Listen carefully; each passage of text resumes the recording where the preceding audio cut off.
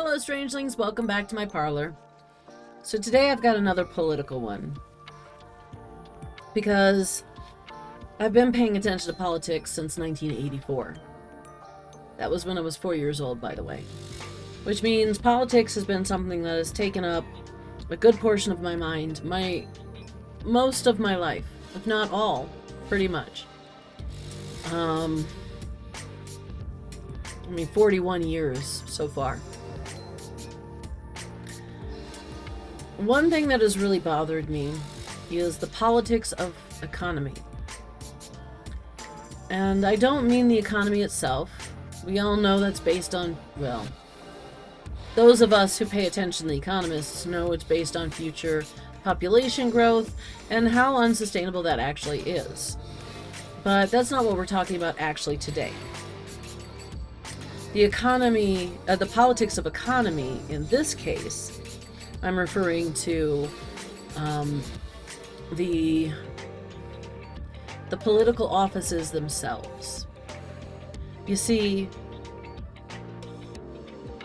not a lot of people at all know this about me, but at some point in the recent past, at least since I've come to Colorado, and, you know, a little consideration before, not serious consideration before, but I actually considered running for public office. Now, what derailed my dreams of running for public office? Was it, you know, being worried that I might embarrass myself because I don't have a bunch of fancy dress clothes? No. Was it that I was afraid that somebody wasn't going to take me seriously? Hell no. I'm pretty much expecting that if I ever did run for public office, because that's kind of how women get treated in public office, at least at first, until they show how serious they truly are. 9 times out of 10, really.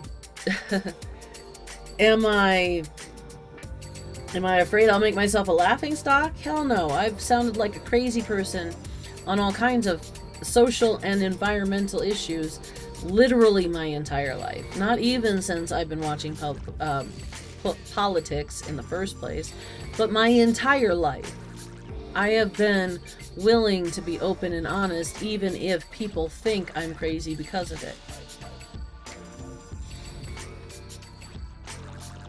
It's not even the harassment or death threats I feel like I could possibly get with things I start doing. The truth is, the reason why I didn't actually run for political office yet, or haven't yet, is because of the fact that you actually have to have capital of your own before you can even start fundraising to run for public office. This is what I'm calling the politics of economy. You see, if you have to have several $1,000s to be able to start your campaign in your own bank account,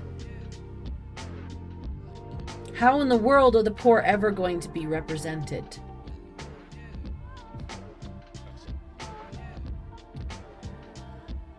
But that is on purpose. That is by design. They don't necessarily want the poor represented. That's why we're getting a lot of the current politics we're getting here in the States. And I'm not going to get into it, guys. Anybody who used to watch my channel before any of the reboot, before the retcon or the reboot, I should say, you guys know my feelings on Trump in office. And I don't need to restate that in a huge public forum, especially with Trump going after everyone who's going after him. I mean, trust me, I'm already going to have enough problems with what I put out in the first place very soon, I'm sure.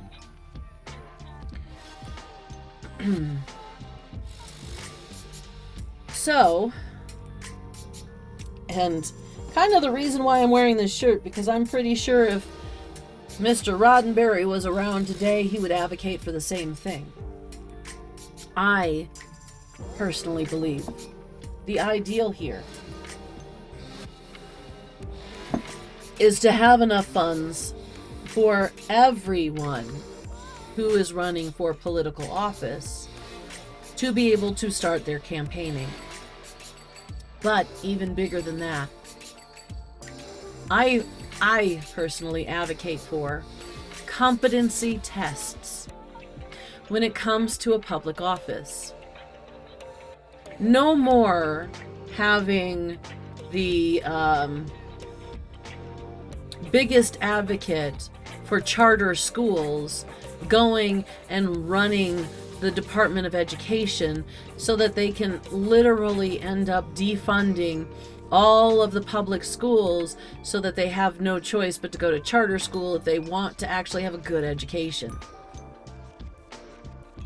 No more political billionaire allies who are going to sit here and take all of the money that is literally marked for specific things in our taxes and then pork barrel them to death. No more of that. I also believe that we should have empathy tests for politicians. They don't have to be as empathetic as someone like me, but they do have to be empathetic enough not to step over someone who is bleeding to death on their floor and then clean it up as they're walking away. Also, I don't think child predators should ever be allowed to remain in office. I know it's controversial at this point, but as a forced toddler prostitution survivor, no one can tell me it's okay. Especially seeing how I know the toll that takes. I know the toll on the human brain when you are taught so very young that you are only a sexual object.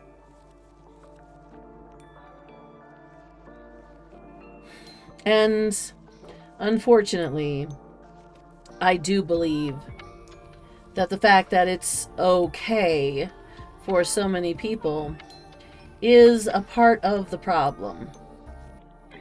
It is. And I don't mean just that it's okay with the mass public that we have a child predator in office. I mean the fact that they have convinced people that it's okay that they are child predators in the first place.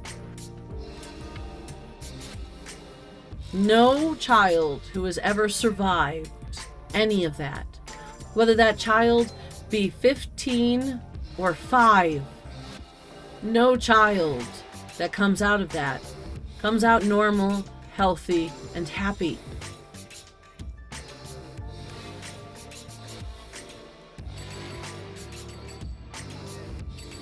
Ugh. Anyway, that's pretty much all I really wanted to say. I want to advocate today, and I hope I get to hear it echoed through the crowd after I've put this video out.